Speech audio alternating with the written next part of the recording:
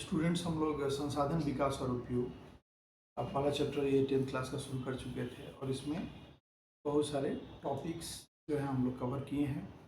और इसमें देखिए कि हम लोग ऑलरेडी जो टॉपिक कवर कर चुके हैं, इन टॉपिक्स में देखिएगा कि यहाँ पर संसाधन का अर्थ और उसके बाद मानव एक संसाधन के रूप में, ये उसके बाद मानव सभी प्रकार के संसाधनों के निर्माता के रूप में और संसाधनों का महत्व के बाद आप देखिए कि ये संसाधनों की परिभाषा, ये जो 5 वर्गीकरण है ये भी हम लोग कर चुके हैं। यहाँ संसाधनों का वर्गीकरण ये कर चुके हैं, इनका डिटेल में यहाँ दिया गया है, प्रकृति प्लस मानवकृत। फिर उसके बाद देखिए कि जैविक और अजैविक ये भी हम लोग कर चुके हैं। फिर आगे देखिएगा कि यहाँ पर नवीकरणीय अनवीकरणीय ये कर चुके हैं हम लोग। उसके बाद आप देखिए कि निजी, सामुदायिक, राष्ट्रीय और अंतर्राष्ट्रीय संसाधन ये कर चुके हैं।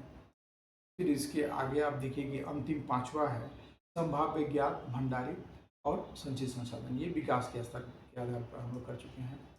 और इसके बाद हम लोग अब आते हैं कि संसाधनों का विकास। आज के ये जो चैप्टर है, आज ये पहला जो चैप्टर है, इसमें जो टॉपिक्स है संसाधनों का विकास है। इसमें क्या है, इसमें देखिए कि हम इतने सारे जो लिखा हुआ है इसका सार यहीं पर है। क्या है सार? तो ये सार है कि गांधी जी का यह भी कथन है कि हमारे पास हर व्यक्ति की आवश्यकता की पूर्ति के लिए बहुत कुछ है, ये सारे संसाधन हैं, लेकिन किसी के लालच की संतुष्टि के लिए नहीं है। मतलब कहने का अर्थ ये है कि हमारे पास संसाधन तो हैं, लेकिन उन संसाधनों का हमें तर्कपूर्ण, उनको उचित उनका इस्तेमाल करना पड़ेगा या करना चाहिए। ठीक है, ये 1987 में ब्रुटलैंड कमीशन ने भी यह रिपोर्ट में सतत पोषणीय विकास 1987 ये महत्वपूर्ण लैंडमार्क है। आप 1987 में ब्रुटलैंड कमीशन, जो ब्रुटलैंड थे वो इस कमीशन के हेड थे, अध्यक्ष थे, इसलिए इस कमीशन का नाम भी उन्हीं के नाम से, ब्रुटलैंड के नाम से रखा है। ने भी अपनी रिपोर्ट में सतत पोषणीय विकास, इसकी सतत पोषणीय विकास, इसको इंग्लिश में हम लोग सतत पोषणीय विकास को इंग्लिश में इसको सस्टेनेबल डेवलपमेंट कहेंगे, की संकल्पना प्रस्तुत की और संसाधन संरक्षण की सिफारिश की। इससे प्रेरित होकर पूरे विश्व में 1990 के बाद से ही एक नई जागरूकता है, एक महत्वपूर्ण है। और ये देखिए कि संसाधनों के उपयोग के संदर्भ में किए गए अंतर्राष्ट्रीय प्रयासों में सबसे पहला जो आएगा, हम लोग देखते हैं, सबसे पहला होगा क्या कि क्लब ऑफ रोम का 1968 का। फिर दूसरा क्या आएगा, ये दूसरा होगा हमारा विश्व शिखर सम्मेलन 1972। क्लब ऑफ रोम क्या था? तो रोम शहर में एक, वहाँ जो मिलकर जो प्रबुद्ध लोग थे, वहाँ जो वैज्ञानिक थे, साइंटिस्ट थे, मिलकर के वहाँ एक संसाधनों के विवेकपूर्ण उपयोग और उपभोग पर वो मीटिंग की। ठीक है, इसके बाद विश्व शिखर सम्मेलन, ये विश्व शिखर सम्मेलन जो पहला विश्व शिखर सम्मेलन रहा, ये स्वीडन की राजधानी स्टॉकहोम में हुआ। स्वीडन की राजधानी स्टॉकहोम में हुआ और यहाँ पर यहीं से हम लोग 5 जून को जो पर्यावरण दिवस या इन्वायरमेंट डे मनाते हैं, इसी के कारण हम लोग मनाते हैं। और देखिए कि ये 5 जून का ये है पर्यावरण दिवस का, इसी से हम लोग मनाते हैं, जो 5 जून को पर्यावरण दिवस मनाते हैं। इसके बाद तीसरा जो हमारे पास आया, क्या था ये तीसरा जो था हमारा, स्मॉल इज ब्यूटीफुल। ये क्या था? स्मॉल इज ब्यूटीफुल एक किताब थी, एक इनकी किताब थी, सुमेसर द्वारा लिखित एक किताब थी, राइटर थे सुमेसर। इनमें इन्होंने गांधी जी के विचारों का वो विचार क्या थे, तो लघु और कुटीर उद्योगों के पक्ष में जो गांधी जी का विचार था, ये समर्थन किए थे। ये क्या कहे कि आर्थिक क्रियाकलापों के विकेंद्रीकरण पर गांधी जी जोर देते थे। वो ऐसा क्यों करते थे कि बड़े उद्योगों के विरोधी नहीं थे, गांधी जी कभी भी बड़े उद्योगों के विरोधी नहीं थे, लेकिन उनका विचार था कि बड़े उद्योग तभी स्थापित किए जाएं जब उनके उत्पादों को छोटे उद्योगों में न बनाया जा सके। इससे क्या फायदा होगा कि सबको रोजगार मिल पाएगा, गांव-गांव तक हर एक घर को रोजगार मिलेगा। और इससे और क्या होगा, क्योंकि बड़े उद्योगों की मशीनें रोजगार के अवसरों को कम कर देती हैं। मशीनें हैं, क्या करती हैं, जो मशीनें हैं रोजगार के अवसरों को कम कर देती हैं और वो पूंजी का केंद्रीकरण करती हैं। क्या करती हैं? पूंजी का केंद्रीकरण करती है। ठीक है, ये महत्वपूर्ण है। अब उसके बाद देखिए कि सुमेसर जो है ये 1974 में अपनी पुस्तक सुमेसर ने 1974 में अपनी पुस्तक, इनकी पुस्तक क्या थी, स्मॉल इज ब्यूटीफुल, ये एक पुस्तक इनके द्वारा लिखी थी, स्मॉल इज ब्यूटीफुल में ये गांधी जी के विचारों का ये जोरदार समर्थन किए थे। ठीक है, ये सुमेसर है, महत्वपूर्ण था। चौथा में पाइएगा कि और कॉमन फ्यूचर, ये चौथा में और कॉमन फ्यूचर जो है, यहाँ पर आप देखिएगा कि और कॉमन फ्यूचर जो है ये ब्रुटलैंड कमीशन ने, ब्रुटलैंड जो थे ये कमीशन को हेड कर रहे थे। ये आर्थिक क्रियाकलापों का विश्व स्तर पर गहन अध्ययन कर प्राकृतिक संसाधनों के संरक्षण और उपयोग के लिए पूरे विश्व के संदर्भ में अपनी रिपोर्ट प्रस्तुत की। ब्रुटलैंड ये पूरे विश्व के संदर्भ में की। इसमें क्या हुआ, इसमें पहली बार जो है सतत पोषणीय विकास मतलब सस्टेनेबल डेवलपमेंट का विचार प्रस्तुत किया गया। बाद में उन्होंने हमारा साझा भविष्य, जो इंग्लिश में आवर कॉमन फ्यूचर, हमारा साझा भविष्य मतलब हमारा कॉमन फ्यूचर नाम से एक पुस्तक प्रकाशित की। कौन, तो ब्रुटलैंड कमीशन के जो अध्यक्ष थे उन्होंने। तो जो हमारा साझा भविष्य या आवर कॉमन फ्यूचर क्या है, एक पुस्तक है। स्मॉल इज ब्यूटीफुल क्या है, वो भी एक पुस्तक है। ठीक है, प्रकाशित किया गया, जिसमें भविष्य की आवश्यकताओं को ध्यान में रखकर संसाधनों के वर्तमान उपयोग का विवेचन किया गया है। इस रिपोर्ट का प्रभाव पूरे विश्व पर इस प्रकार फैला कि सभी उद्वेलित हो उठे और 170 देशों ने, विश्व के 170 देशों ने ब्राज़ील में रियो डी जेनेरो, उसकी राजधानी, वहाँ एक जगह है ब्राज़ील का, वहाँ बैठ करके सिटी में इस समस्या पर गहराई से विचार विमर्श किया। और इस बैठक को ही हम लोग पृथ्वी सम्मेलन कहें, क्या कहें, इसी बैठक को हम लोग पृथ्वी सम्मेलन का नाम दिए। ठीक है, तो उसके बाद विश्व पर्यावरण सम्मेलन, मतलब ये ग्रीन हाउस सम्मेलन जो हुआ, ग्रीन हाउस सम्मेलन 1987 का था ग्रीन हाउस सम्मेलन। इसमें कनाडा के मॉन्ट्रियल नगर में, कनाडा के मॉन्ट्रियल शहर का क्या नाम है, मॉन्ट्रियल शहर है, मॉन्ट्रियल नगर है। इसमें ग्रीन हाउस गैसों की वायुमंडल में असंतुलित वृद्धि पर विचार, चिंता प्रकट किया गया, चिंता किया गया कि भाई ये जो ग्रीन हाउस गैसें हैं जिनसे गर्मी बढ़ती हैं ये पृथ्वी के पर्यावरण में, ये बहुत ज़्यादा बढ़ रही हैं और ये हमारे लिए खतरनाक है। ठीक है, इसमें कौन ग्रीन हाउस गैसेज हैं, देखिएगा, इसमें मीथेन है, कार्बन डाइऑक्साइड है, N2 है, नाइट्रस ऑक्साइड है, पेपर का भी जो मात्रा है वो भी एक तरह से अगर सर्टेन लिमिट से ज़्यादा हो जाएगा वो भी ग्रीन हाउस गैस का काम करेगा। हाइड्रोक्लोरोफ्लोरोकार्बन HCFC, और इसके अलावा नाइट्रोजन ट्राईफ्लोराइड और कुछ और अन्य गैसें भी इसमें सहायक होती हैं, तो ये ध्यान देना होगा। फिर आइए कि प्रथम पृथ्वी सम्मेलन 1992 में रियो डी जेनेरो, एक जो जगह था ब्राज़ील के देश में, रियो डी जेनेरो जगह में पृथ्वी सम्मेलन आयोजित हुआ। यह 1992 ईस्वी में ये 3 जून से 14 जून तक हुआ। इसमें 70 देशों ने भाग लिया है और ये भूमंडलीय तापन मतलब ग्लोबल वार्मिंग के बारे में था। इसमें इसके साथ ही साथ इसमें जलवायु में परिवर्तन, जीवमंडल में होने वाले हानि और जैसी अनेक समस्याओं पर इसमें विचार विमर्श किया। इस सम्मेलन के जो कार्यक्रम 21, इसका नाम दिया गया है कि प्रोग्राम 21, मतलब कार्यक्रम 21 में सतत पोषणीय विकास मतलब सस्टेनेबल डेवलपमेंट का उल्लेख है, जो 21वीं सदी में आने वाली परिस्थितियों को ध्यान में रखकर प्रस्तुत किया गया है। और ये एक महत्वपूर्ण है, आपको ध्यान में रखना पड़ेगा। प्रथम पृथ्वी सम्मेलन में कार्यक्रम 21 का बात किया गया है। संयुक्त राष्ट्र के पर्यावरण और विकास सम्मेलन में UNCED कहेंगे इसे हम लोग, मतलब कि United nation conference on environment and development में इसका उल्लेख किया गया है। इसमें पर्यावरण को होने वाली हानि, गरीबी, इसके बारे में, तो पर्यावरण की हानि, गरीबी, स्वास्थ्य समस्याएं इत्यादि को हल करने के लिए विश्व स्तर पर पारस्परिक सहयोग पर बल दिया गया। सतत पोषणीय विकास पर विशेष बल दिया गया। सभी देशों से अनुरोध किया गया कि वे क्षेत्रीय परिस्थितियों को देखते हुए समुचित नियमों का निर्धारण करें और उन्हें कड़ाई से इनका पालन किया जाए। ठीक है, स्थानीय लोगों को जागरूक बनाने का प्रयास किया जाए। इस कार्यक्रम पर होने वाले खर्चे को वहन के लिए, इसमें जो खर्च होने वाले थे इसके लिए आप प्रथम पृथ्वी सम्मेलन में विश्व पर्यावरण कोष, वर्ल्ड इन्वायरमेंट फंड का, वर्ल्ड इन्वायरमेंट WEF का भी स्थापना किया गया। अब देखिए कि इसके बाद इसके 5 साल बाद 1992 के 5 साल बाद ज्योति पृथ्वी सम्मेलन हुआ। ये कहाँ हुआ? तो 1997 में हुआ, 23 जून से 27 जून तक, और ये न्यूयॉर्क में हुआ, यूएसए के न्यूयॉर्क में ये हुआ।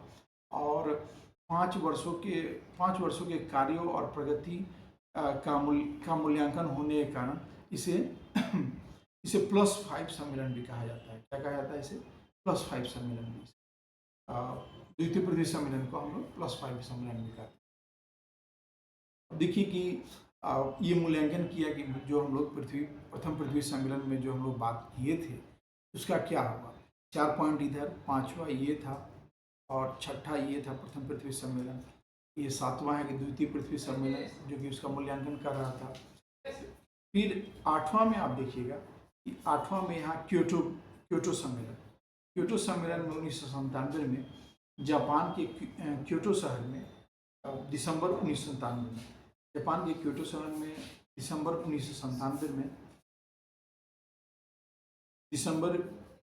1997 में आयोजित यह सम्मेलन मुख्यतः भूमंडलीय तापन मतलब ग्लोबल वार्मिंग के संदर्भ में था। ये किस संदर्भ में था? तो भूमंडलीय तापन यानी कि ग्लोबल वार्मिंग के संदर्भ, ठीक है, पर केंद्रित था क्योंकि इसका विविध संसाधनों पर प्रतिकूल प्रभाव पड़ता है। इस सम्मेलन में 159 देशों ने भाग लिया। इसमें कितने देशों ने भाग लिया क्योटो सम्मेलन में? 159 देशों ने। और ये कब हुआ? 1997 ईस्वी में। इसको ध्यान में रखना होगा। द्वितीय पृथ्वी सम्मेलन हमारा 1997 में हुआ था मूल्यांकन के लिए, प्रथम पृथ्वी सम्मेलन के मूल्यांकन के लिए न्यूयॉर्क शहर में। फिर ये जो 1987 में हुआ था, ये मॉन्ट्रियल के ग्रीन हाउस सम्मेलन के उद्देश्यों पर विस्तार से ये क्या बात किया गया क्योटो में 1987 में, जो हम लोग बात किए हैं यहाँ पर। हम देखिए कि 1987 में 5वां पॉइंट में यहाँ पर इसमें 1987 के मॉन्ट्रियल के ग्रीन हाउस सम्मेलन के उद्देश्यों पर विस्तार से विचार विमर्श किया। और सम्मेलन में एक बात ध्यान देने वाली बात है, इस सम्मेलन ने 6 विशिष्ट गैसों को भूमंडलीय तापन के लिए मुख्य रूप से जिम्मेदार घोषित है। हम आपको ऑलरेडी बता चुके हैं कि इसमें मीथेन है, वाटर वेपर भी है, जलवाष्प के बाद आप CO2 है, के बाद आप देखिएगा N2O नाइट्रस ऑक्साइड है, इसके साथ ही साथ हाइड्रोक्लोरोफ्लोरोकार्बन है और उसके कुछ और भी नाइट्रोजन ट्राइफ्लोराइड है। इसके साथ ही इन सारी चीज़ों को लगभग 6 विशिष्ट गैसों के रूप में इनको ध्यान रखा गया है, ठीक है।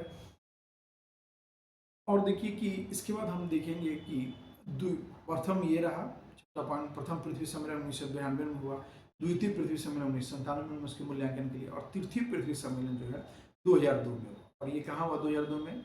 ये दक्षिण अफ्रीका के जोहान्सबर्ग नगर में। तृतीय पृथ्वी सम्मेलन दक्षिण अफ्रीका के जोहान्सबर्ग शहर में ये 2002 ईस्वी में संपन्न हुआ। आप देखिए कि अभी तक तो सारे सम्मेलन 5-5 साल पर, 1992 हुए, 5 साल बाद आपको द्वितीय पृथ्वी सम्मेलन न्यूयॉर्क में हुआ। फिर यहाँ पर आप आइए कि 9 पॉइंट में ये तृतीय पृथ्वी सम्मेलन भी ये कब हुआ? 2002 में हुआ, ठीक है। अब में आयोजित इस सम्मेलन में पर्यावरण से संबंधित 150 धाराओं पर विस्तृत चर्चा के बाद विश्व स्तरीय सहमति बनाने का प्रयास किया, परंतु मत भिन्नता के कारण इस पर व्यापक सहमति नहीं बन पाई। और सम्मेलन में उपस्थित विश्व के विभिन्न देशों के लगभग 2000 प्रतिनिधियों ने इस समस्या के समाधान के लिए पुनः वार्ता करने का निर्णय लिया, ठीक है। अब देखिए कि 10वां पॉइंट हम लोग यहाँ ध्यान देते हैं कि आगे में ये कोपेनहेगन ये 10वां पॉइंट के कोपेनहेगन जलवायु परिवर्तन, ये कब हुआ है? कोपेनहेगन 2009 में। कोपेनहेगन कौन सा जगह है? डेनमार्क की राजधानी है। डेनमार्क के कोपेनहेगन नगर में 2009 ईस्वी में 7 दिसंबर से 18 दिसंबर में 192 देशों, लगभग संयुक्त राष्ट्र संघ के लगभग सारे देशों ने 15,000 से भी अधिक प्रतिनिधियों ने भाग लिया यहाँ। और उसके बाद क्या हुआ कि कॉन्फ्रेंस ऑफ पार्टी, एक है कि जितने भी पार्टीज़ हैं उनका कॉन्फ्रेंस बुलाया गया, सम्मेलन बुलाया गया। इसे कॉन्फ्रेंस ऑफ पार्टीज़ का यह 15वां सम्मेलन था। कौन सा? 15वां सम्मेलन था कॉन्फ्रेंस ऑफ पार्टीज का, कोपेनहेगन का। पंद्रहवा था ये। इसमें सभी देशों के पर्यावरण मंत्री सदस्य होते हैं और 12 दिनों तक चले इस सम्मेलन में मुख्य एजेंडा यह था कि विकसित देश, विकसित राष्ट्र हैं 2020 तक, विकसित देश 2020 तक ग्रीन हाउस गैसों के उत्सर्जन में स्वयं भारी कटौती करें और तथा इस संकट से निपटने के लिए विकासशील और निर्धन देशों के प्रयासों के लिए आर्थिक एवं तकनीकी सहायता प्रदान। ये आप देखिए, ये कार्य कब हुआ? ये कोपेनहेगन जलवायु परिवर्तन संगठन 2009 में, ये 15वां सम्मेलन था और पहला कब हुआ था? तो 1992 में। ठीक है, अब देखिए कि हम लोग देख सकते हैं कि अगर 1992 के बाद 8 जोड़िएगा तो 2009, तो लगभग आप देखिएगा कि 15वां सम्मेलन 2009 में हम लोग पहुंचे। आप देखिए फिर आगे कि मुख्य समस्या कटौती की मात्रा के निर्धारण और धन की है। अभी क्या है आप देखिएगा, अभी कि मुख्य समस्या क्या है इसमें जो हम लोग अभी कार्य कर रहे हैं, इसमें मुख्य समस्या है हमारा कि कटौती की मात्रा कितना हो, कटौती की मात्रा और धन, दो चीज़ है। कटौती की मात्रा कितना हो और धन का निर्धारण, ये दो चीज़ है। और देखिए कि आर्थिक मंदी से ग्रसित धनी देश, अभी जो कुछ समस्या आया था उसमें आर्थिक मंदी भी, कुछ इकोनॉमिक रिसेशन आया था, गरीब देशों की मदद करने को इच्छुक नहीं है।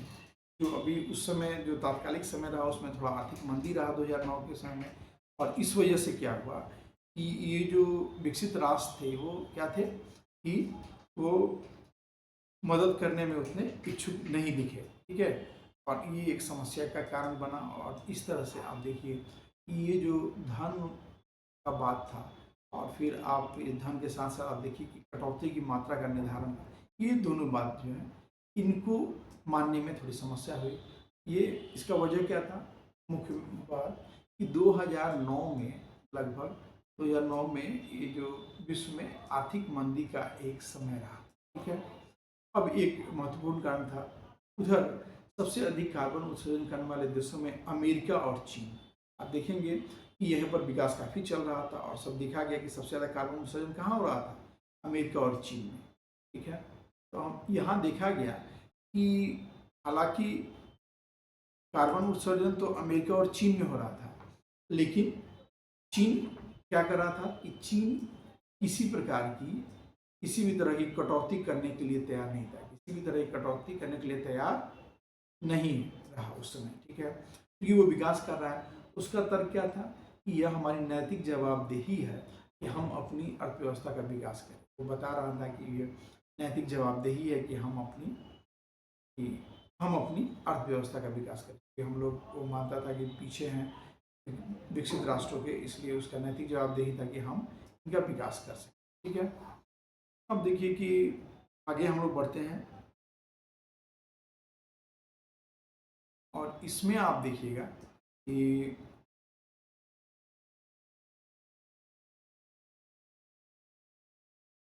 हम लोग ये देख चुके हैं फाइनली कि उन्होंने बात किया कि नैतिक जवाबदेही के बारे में। ठीक, तो फिर इसके बाद क्या है? संसाधनों का नियोजन। इसमें बहुत ज़्यादा कुछ नहीं है, लेकिन हाँ, संसाधन नियोजन की कुछ प्रक्रियाएं ये बताता है कि देश के विभिन्न क्षेत्रों में उपलब्ध संसाधनों की, ये पहला है कि पहला पॉइंट क्या बताता है? देश के विभिन्न क्षेत्रों में उपलब्ध संसाधनों की पहचान करना। दूसरा, संसाधनों की मात्रा एवं गुणात्मक स्तर का निर्धारण करना। जो संसाधन है किस मात्रा में है या फिर उनके गुणात्मक स्तर क्या है। फिर विकास की योजनाओं का चरणबद्ध रूप से तैयार करना। विकास की योजना है उसका चरणबद्ध, पहला स्टेज, दूसरा स्टेज, तीसरा स्टेज, कैसे उसको चरणबद्ध रूप से किया जाए। समुचित विकास के लिए उचित तकनीक अपनाना। विकास के लिए जो तकनीक होना चाहिए वो सही होना चाहिए। इसके साथ मजदूरों के समुचित प्रशिक्षण के लिए संस्थानों की स्थापना, जिससे कुशल मजदूर मिल सके और इन्हें सही तकनीक का समुचित ज्ञान हो। और इसके साथ ही साथ देखिएगा कि राष्ट्रीय स्तर पर योजनाओं का निर्धारण, जिससे देश की आर्थिक समृद्धि के साथ नागरिकों का समान रूप से कल्याण हो सके। ठीक है, तो ये हम लोग 6 पॉइंट का हम लोग इसमें बताया गया है। एक सामान्य तरह से हम लोग नियोजन कैसे करें, नियोजन मतलब प्लानिंग कैसे करें, कोई चीज़ को कैसे सोचे समझे। संसाधन संरक्षण, ये देखिएगा कि सबके संरक्षण के बारे में बताया गया है। सामान्य रूप से आप देख सकेंगे। और अंत रूप से हम लोग देखेंगे एक सामान्य का चर्चा किया गया कैसे हम लोग सूर्य का, पवन का, इन संसाधनों का हम कैसे इनकी सूर्य, पवन और इनका सौर ऊर्जा का कैसे हम लोग संरक्षण करें और संसाधनों का योजनाबद्ध, समुचित और विवेकपूर्ण उपयोग ही उनका संरक्षण है। अगर हम लोग कोई बात करता है कि संसाधनों का संरक्षण क्या है, तो संसाधनों का योजनाबद्ध, समुचित और विवेकपूर्ण उपयोग ही उनका संरक्षण होता है। तो क्या होता है, संसाधनों का योजनाबद्ध, समुचित और विवेकपूर्ण उपयोग ही उनका संरक्षण होता है। ठीक है, अब देखिए कि ये बात हमारा आ चुका है यहाँ पर। और अंतिम में सतत पोषणीय विकास की अवधारणा, ये इसमें बताया गया है कि आर्थिक विकास के कारण पर्यावरण पर होने वाले असर की चिंता ने 1960 के दशक के बाद से राजनीतिक चरित्र ग्रहण किया। मतलब पूरे संसार में इसकी बात होने लगी। फिर देखिएगा कि इसमें आकर के आप राजनीतिक बात तो होने लगी, लेकिन फिर आगे क्या हुआ कि वैश्विक मामलों में सरोकार रखने वाले एक विद्वत समूह ने 1972 के स्टॉकहोम कॉन्फ्रेंस हम लोग बात कर चुके हैं। ठीक है, स्वीडन की राजधानी में। उसके बाद लिमिट्स टू ग्रोथ शीर्षक से एक पुस्तक प्रकाशित होता है। ठीक है, लिमिट्स टू ग्रोथ में, और यहाँ से एक पुस्तक प्रकाशित की। यह पुस्तक दुनिया की बढ़ती जनसंख्या के संदर्भ में प्राकृतिक संसाधनों के विनाश के अंदेशे को बड़ी खूबी से बताती है। संयुक्त राष्ट्र पर्यावरण कार्यक्रम UNEP क्या है, संयुक्त राष्ट्र पर्यावरण कार्यक्रम में क्या है, UNEP सहित अनेक राष्ट्रीय संगठनों ने, अंतर्राष्ट्रीय संगठनों ने पर्यावरण से जुड़ी समस्याओं पर सम्मेलन कराए। और 1987 में कौन सा है, तो 1987 में आवर कॉमन फ्यूचर 1987 में आवर कॉमन फ्यूचर शीर्षक से 1987 में आवर कॉमन फ्यूचर शीर्षक से ब्रुटलैंड रिपोर्ट छपी। और इसमें क्या किया गया, इस रिपोर्ट ने विकास की निम्नांकित नई संकल्पना का जन्म दिया। इसमें क्या कहा गया, विकास के अंतर्गत समाज के सभी लोगों के लिए बृहद सामाजिक और भौतिक कल्याण का समावेश होना चाहिए। और क्या कहा गया कि विकास का अर्थ सतत पोषणीय विकास होना चाहिए। सतत पोषणीय विकास का मतलब अंत में भी बताया गया इस किताब में कि अपना विकास देखते हुए और आगे आने वाली पीढ़ियों के बारे में भी उनको भी आए तो वो भी अपना संपूर्ण विकास कर सके। इस तरह से विकास करना ही सतत पोषणीय विकास। ये परिभाषा में रिपोर्ट ने सीधे, सरल परंतु बृहद स्तर पर विकास का अर्थ स्पष्ट किया। और इसके बाद सतत पोषणीय विकास एक ऐसा विकास है जिसमें भविष्य में आने वाली पीढ़ियों की आवश्यकताओं की पूर्ति को बिना प्रभावित किए वर्तमान पीढ़ी अपनी आवश्यकता की पूर्ति। ये हमेशा कह रहा है कि आपकी जो आवश्यकता है उसे पूरा करना चाहिए। और ये भी ध्यान देना है कि हमें आने वाली पीढ़ियों की भी आवश्यकता पूर्ति हो सके। ऐसा कभी ना हो कि हम लोग ऐसा करें कि आने वाली पीढ़ियों की आवश्यकताओं में कुछ खलल हो, कुछ समस्या पैदा हो और इस तरह से वो बाधित हो उनका विकास प्रक्रिया। हमेशा संसाधनों का ऐसा उपयोग करना है कि वो सतत बन सके, आने वाली पीढ़ियाँ भी इसका उपयोग कर सकें। इस तरह से आप देखिएगा कि अगर हम पिछले पेजेस में देखें यहाँ पर, तो आप देखिएगा 1968 का क्लब ऑफ रोम, 1972 का विश्व शिखर सम्मेलन स्टॉकहोम का, 5 जून पर्यावरण दिवस आया, उसका स्मॉल इज ब्यूटीफुल 1974 का सुमेसर की किताब आई, तो गांधी जी के विचारों का समर्थन किए। फिर 1987 में आप आइएगा तो और कॉमन फ्यूचर, ब्रुटलैंड कमीशन ने आर्थिक क्रियाकलापों को विश्व स्तर पर गहन अध्ययन किया और उस तरह से हमारा साझा भविष्य और कॉमन फ्यूचर निकाला। इसके बाद से प्रथम पृथ्वी सम्मेलन 1992 में हुआ। उससे पहले एक ग्रीन हाउस सम्मेलन हुआ 1987 में कनाडा के मॉन्ट्रियल नगर में। फिर देखिए कि इसमें लगातार द्वितीय पृथ्वी सम्मेलन हुआ है यहाँ पर न्यूयॉर्क 1997 में। फिर क्योटो सम्मेलन हुआ, वो 1987 के कनाडा के मॉन्ट्रियल जो सम्मेलन हुआ है उसी के एवज में हुआ है और उस पर गहन विचार विमर्श हुआ। भूमंडलीय तापमान, ग्लोबल वार्मिंग के संबंध में क्योटो प्रोटोकॉल था, ये जापान के क्योटो शहर में हुआ। ठीक है, फिर तृतीय पृथ्वी सम्मेलन भी हुआ दक्षिण अफ्रीका के जोहान्सबर्ग में, और उसमें बहुत ज़्यादा कुछ तो नहीं हुआ, लेकिन हम आगे काम करेंगे, इस पर बात बनी। और कोपेनहेगन में 2009 में ये हुआ कि हाँ, कॉन्फ्रेंस ऑफ पार्टीज़ की 15वां सम्मेलन था, उसमें कि 2000 ये रखा गया कि 12 दिन तो चले। हमने मुख्य एजेंडा ये यह था कि विकसित देश 2020 तक ग्रीन हाउस गैसों के उत्सर्जन में स्वयं भारी कटौती करे तथा इस संकट से निपटने के लिए विकासशील और निर्धन देशों के प्रयासों के लिए आर्थिक एवं तकनीकी सहायता दी। ठीक है, आइए तो एक तरह से हम लोग देख लें फाइनली हम लोग जो जो चीज़ इसमें रखे हैं। पहला हम लोग देखेंगे कि 1968 के क्लब ऑफ रोम, 1968 के ये ईस्वी है, इसे ध्यान देना है। क्लब ऑफ रोम मतलब रोम में जो क्लब है, रोम में क्लब जो हुआ उसमें इस तरह का विचार विमर्श हुआ। दूसरा है कि 1972 ईस्वी में ये हुआ,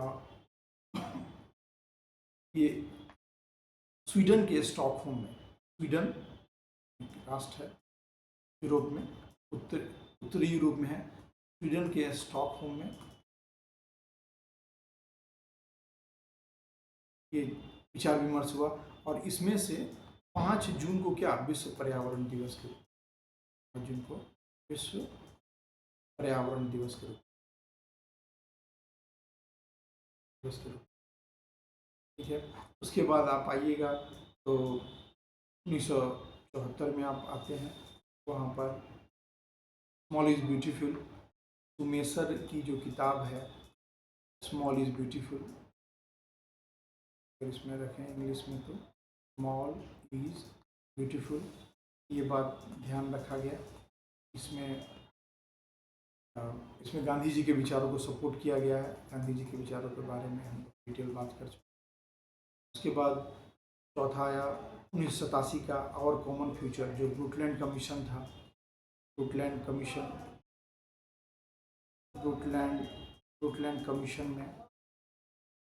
कमीशन में आप देखिएगा कि ब्रुकलैंड कमीशन जो अपराय और विश्व पर्यावरण के बारे में बातचीत की और 1987 में उन्होंने आगे जो किताब पब्लिश किया आवर कॉमन फ्यूचर मतलब हमारा साझा भविष्य, आवर कॉमन फ्यूचर हमारा साझा भविष्य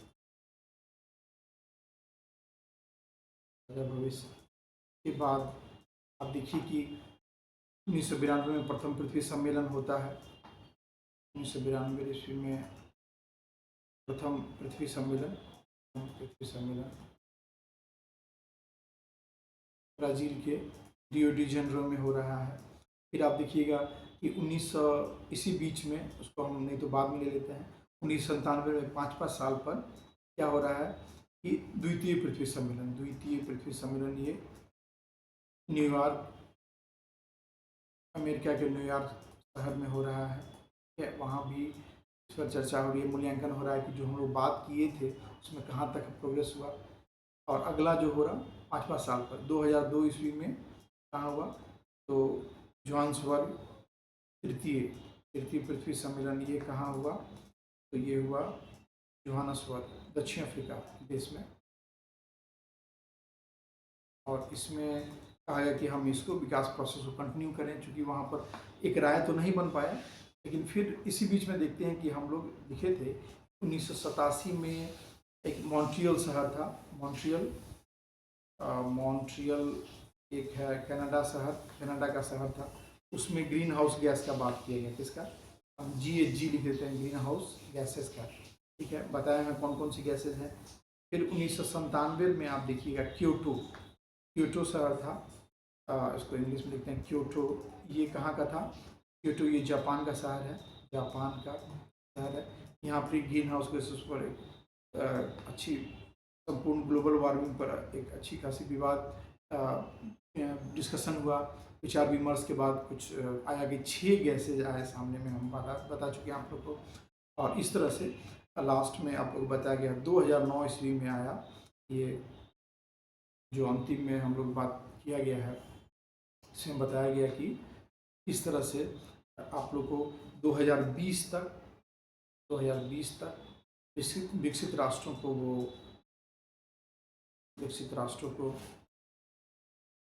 अपना ग्रीन हाउस गैस इमिशन घटाना होगा और टेक्निकल प्लस आर्थिक इकोनॉमिक सपोर्ट देना होगा किन्हें, जो विकासशील राष्ट्र है उन्हीं को ये देना होगा। ठीक है, बस जी। ये कहाँ हुआ था, तो ये आप देखिएगा कि जो डेनमार्क जो देश है कोपेनहेगन में हुआ था। कोपेनहेगन में इस तरह से स्टूडेंट्स आप ये चैप्टर कंप्लीट हो चुका है और आप देखेंगे सारा क्वेश्चन आंसर्स भी ये होगा तो हम लोग डिस्कस कर लेंगे आगे क्लासेस में। सिंपल है, कुछ तो इसके आंसर्स भी दिए रहते हैं, आप देखिएगा कि ये कुछ आंसर आप हम फॉरवर्ड करें तो आप देखिए इसका आंसर्स भी दिए हैं, आप मिला सकते हैं या अगली क्लास में हो तो हम इसे डिस्कस कर लें। Thank you.